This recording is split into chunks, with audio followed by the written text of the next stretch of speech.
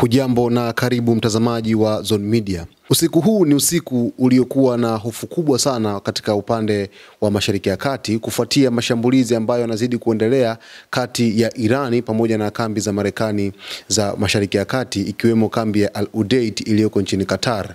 Sasa baada ya Irani kuweza kushambulia kambi ya Al Udeid usiku huu, ni kwamba nchi ya Qatar kupitia kiongozi wake imeweza kutoa taarifa kwa kusema kwamba wana haki ya kujibu mashambulizi ya Irani kama ambavyo wameweza kushambuliwa katika ardhi yao, licha ya kuwa Irani ilitargeti kambi ya Al Udeid ya Marekani. Qatar imelaani mashambulizi ya Irani dhidi ya kambi ya Marekani iliyopo nchini humo, huku ikisema kuwa ina haki ya kujibu mashambulizi hayo.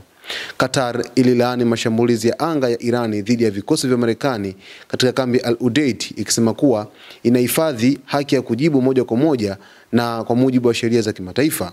Hii ni kutokana kwa mujibu wa sheria za kimataifa. Pia taarifa hiyo ilisema kuwa shambulio la Irani halijaacha majeruhi wala vifo.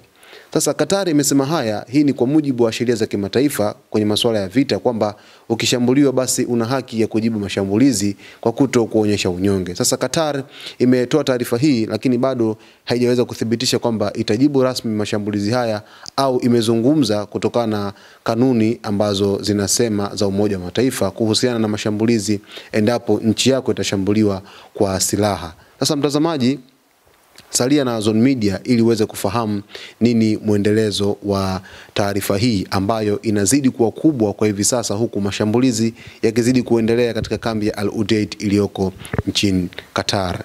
Asante sana kwa kutuchagua. Jina langu naitwa Victor Moshi.